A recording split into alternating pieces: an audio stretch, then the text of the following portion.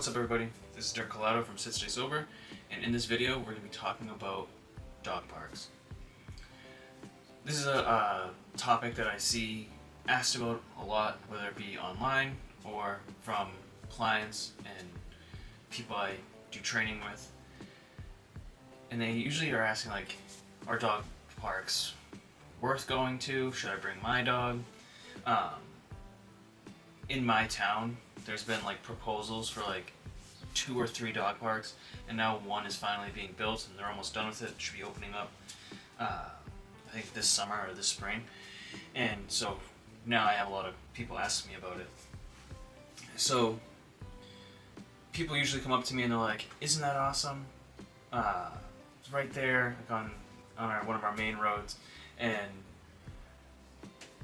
part of me does think it's awesome, okay? Because there are people who can't afford to bring their dogs to daycare, right? So them having an area for their dog to get lots of enrichment, lots of engagement is a great thing, right? That being said, I think there's a lot more cons than there are pros, okay? And here are some of my reasons why. I think with certain well-socialized dogs, it's a great place, right? And if you don't have to be highly experienced, but experienced enough handlers and owners there, it can be a great thing, right? Your dogs are going to be running, they're going to be playing. Oftentimes, what can happen is you have people who don't have a good grip on their dog's behavior and or are completely oblivious to what their dogs are telling them, right? So I've seen it a lot, because I used to love bringing my own dogs to the dog park, right? I used to think it was a great thing. What ends up happening is you have people who have a pretty poorly socialized dog, whether that be like more towards the aggressive side or like the very fearful side. And what they are trying to do, their heart's in the right place, but the execution ends up being awful. So you have these fearful dogs being put in an environment where they are just way overwhelmed, okay? And they do not want to be there, and they're like fence riding the whole time. That dog doesn't need to be in that dog park. You can use the dog park, like use the parking lot, right? And let the dog observe from a very safe distance away and just let them process and desensitize them to the whole environment, to the smells, the sounds, the people, right? Then you have other people who are like, yeah, he's a bit of like a rough player, so I think socializing him at the dog park will be good for him. And then they don't realize like, no, that's probably not the best idea, because now you're the most hated person at the dog park, and your dog is actually just causing absolute mayhem. And what can happen is you can be the person with like a dog who's pretty chill and like loves to play, and when they go to the dog park, they could be a victim to these unsocialized dogs, and then your dog in return can develop aggression or fear and become like sensitized to certain situations. So I'll just give my own example. Is my first pit bull, so this is like 16 years ago, I brought to the dog park because I thought I really needed to socialize them. And yes, you do need to socialize them, but you should be smart about it. So I bring him to the dog park, he's having a great time, and a woman who basically was in the category of, I'm trying to make my dog more sociable, he doesn't have much friends, and he can be kind of a jerk, brings in the German Shepherd, and my dog goes up to sniff him. German Shepherd bites my puppy on the nose, right? And then that started the process with my pit bull, who just had like a not confident, demeanor around German Shepherds, and he pretty much carried that for a long time, where he would see a German Shepherd and he'd be like, "What the hell?" And it doesn't help that he literally had like two back-to-back bad experiences with the first two German Shepherds that he met. Um, so then it was just a pain in the butt to kind of get him used to be like, no, not all German Shepherds are bad. It's literally just those two that you met gave you a little bit of grief, right? But what I'm saying is that my pretty chill puppy who was looking for some socializing ended up being, you know, traumatized or like sensitized to dogs, right? Or to German Shepherds when there was none of that before. So that was a pretty minor incident, you know, like, you know, it's a pit bull. He's tough. He's like a, you know, durable dog. I ended up becoming a dog trainer and working with dogs, so I was able to kind of get him on track. But that can get so much worse, and it can go left so quickly. So when you're bringing your new puppy, or you're bringing your dog, like, your dog might be like a good dog, but all it needs is a few bad experiences to associate something as bad. So if your dog goes to this freaking dog park, and every time he's there, it's like fighting.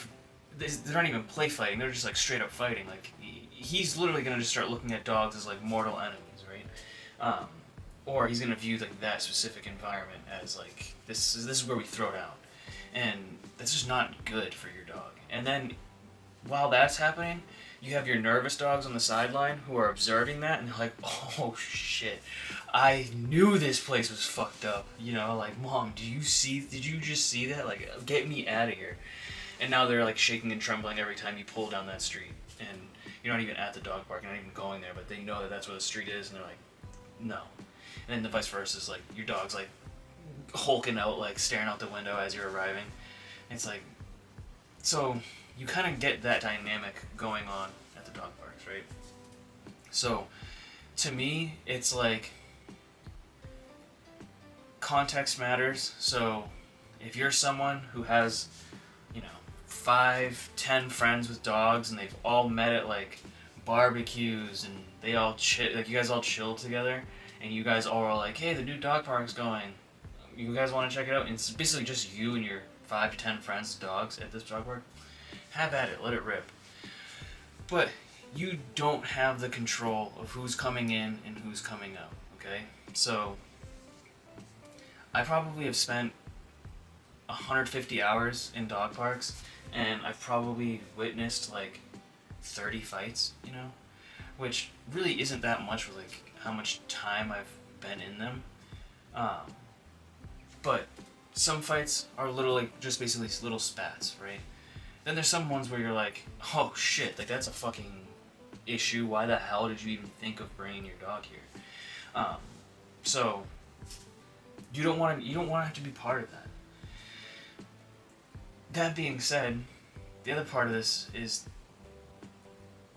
you might be willing to talk to your dog a certain way, use certain training techniques, approach dog training or the way you're raising your dog one way, and other people are not gonna do it that way. So if you're trying to build consistency and the way you communicate with your dog, and then you bring them to an environment where no one's following the same rules, like on how they communicate, right? Or how they correct or intervene, and what they allow their dogs to play, like what they're willing to allow while they play. And so it can just create this like tension and potential confrontations, right? It can come, like, I've literally just seen it in person where someone's dog is playing too rough, right? I am a dog trainer. I own my own dog daycare. I am spending 20 to 35 hours a week in big group plays. I have managed groups of dogs between 30 and 45 dogs, and I've done those big groups by myself, okay? It's a lot of work. It's a lot of fun, but I have experience managing big groups of dogs, right? So I've gone up to people, or I'm watching the play go down, and there's certain behaviors that you want to intervene because it can escalate. And you'll go to intervene, and you can do it in a very polite, correct way, right? Like, you basically, like, distract, regain attention, redirect, reward for like listening, right? Or whether using your body to like body block and split some dogs, right? And you'll have people who will tell you like, don't talk to my dog that way. That's my dog, he's fine. You don't need to worry about him, he's fine, right? And I'm not one to come in there, and a lot of times I keep, like, when I would go, I wouldn't like project off as a know-it-all, right? Like I'm not there to make money off these people. I'm not here to, feel good about myself, like because of my dog knowledge. I'm literally there for whatever client that I was there with or my dog to have a good experience, right? And I'm trying to do my best to manage the group. And you have certain people who will literally be so offended and like, butthurt that you're telling them like, hey, your dog's being rude and I just wanted to intervene, and that would be me being like more stern. So an example that comes to mind for me personally is in my town there's also like a dog beach, right? Or it's like right on the town line, and you can bring your dog there, and it's sweet. Like it's a sweet setup, okay? Like it's a nice little hiking path, and then it ends with a big dog beach where you can just freaking let your dog run into the lake. It's all sand. It's awesome. People are throwing tennis balls into the lake, and their dogs are going in and out. It's a great time, okay? It's a very unique experience. It's awesome. That being said, one time I'm there, and I have like two dogs with me, okay? And they're clients' dogs. And there's probably like maybe 8 dogs there or so, and this kid comes walking in, and he's got like a pit mix, right? It's probably like a pit bull boxer mix, right? He's like a really like lanky or tall pit bull, and his pit bull is seeing the dogs run into the water to, he sees the dogs running into the water, and he has the like low impulse control, and he's like booking it into the water after them. It's one thing for them to be like kind of like chasing, and like you'd like to see like back and forth, but he's chasing them into the water, and then he's like double pouncing on the dogs under, like, and dunking these dogs, right, like underwater. And after you see this dog going 100 miles per hour, he's probably like 60, 70 pounds, and dunking these dogs that are probably half his size underwater, people are getting fed up, And, 1, 2 people leave, and then 1, 2 people are like, bro, get your fucking dog under control. Like, he can play, but what's he doing? And then that kid fucking was a complete dickhead. Like, shut the fuck up. These are dogs. They play rough. Blah, blah, blah, this and that. And I was just like, you know what? We're out of here. I just got my dogs and I left. And in my head, I'm like, dude, again, it's just one of those shit experiences where you're just dealing with some douche, But there's that kind of douche. There's the woman who's like, don't talk to my dog that kind of way. So you're just dealing with tons of different personalities, and their approach and what they allow is just something that you might not allow, and it just risks putting your dog in a situation where you're gonna have to fix certain behaviors down the road. And in dog training, what is it? I forget the freaking lame saying, but basically it's like prevention is much easier than like rehabilitation, right? So like if you can prevent your dog from having like really bad experiences, that's much easier and better than having to rehabilitate and bring your dog back to like a normal way of being. It's much, much harder to do that, right? So if your dog's not aggressive and now all of a sudden they are aggressive, It's so much more work to take an aggressive dog back than it is to stop your dog from becoming aggressive. Okay. And then just one little last bit is cleanliness and the kind of germs or viruses that can be spread at dog parks, and this could be different for people in other dog parks, but I'm just speaking from my experience, right? And I'm talking about, like, we'll say the dog beach one. People are supposed to pick up their dog's poop, okay? Hopefully people are doing that. Doesn't always happen. Hopefully all the dogs that are coming in are up to date on their vaccines. How are you supposed to verify that? You don't know. Hopefully these dogs aren't sick, right? Or have like these underlying like issues. But again, how are you supposed to know? Who disinfects the area, right? Like at the daycare, we have disinfectant that we use and we spray down the yard so that certain viruses and illnesses don't spread. So, who's doing that at these community dog parks? Like, is the town department whatever going there and disinfecting the dog park? It's like, oh yeah, we did that 2 years ago. We'll do it again this year. It's like, who's consistently going down there and disinfecting stuff and making sure surfaces and the environment's clean, you know? It's like, I don't know how much disinfectant's being sprayed at the beach one, especially. Not that's I'm saying like they need to do it. I don't know what the environmental impact would be like on a fucking lake. I don't know, but I'm just saying like it's something you need to consider. At least at a daycare or like a playgroup facility, all the dogs have up-to-date veterinary vaccinations, right? The facilities are being disinfected. The dogs have all been evaluated, and you're not gonna bring a violent dog into like a daycare or playgroup, right? So that's where I think the dog parks really fall short, right? Now I say all of that, but like I said in the beginning of the video, there are certain people who cannot afford the dog daycare or dog playgroups, so it is a potential option for them.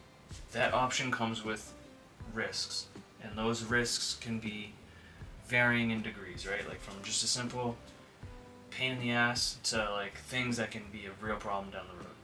Okay? So to me, I like the idea of dog parks, but I think when it's all played out and like you see it in real time, it ends up, well, there's a lot more cons than there are pros. So for me, it's like if I was the emperor, like back in the day, and I'm like this, it's like dog parks. I'm going down. I'm putting it down. I feel now. I swear I'm not promoting my own business, right? Like whether you bring your dog to a dog park and you love it, that's awesome. That's great. Freaking, especially like the beach ones. What dog daycare has a freaking beach? They get their own private beach. So if you bring your dog to a beach, that's freaking awesome. Like that's like a very unique, amazing thing you can do. But for the most part, I would prefer, to me, send my dog to a dog daycare that I can trust versus going to a dog park where I don't know if I can trust anyone or everyone that's coming in, right? Just my 2 cents. If you have a strong feeling or if you have anything you want to add, put it in the comments. Thank you for watching, and we'll see you in the next video.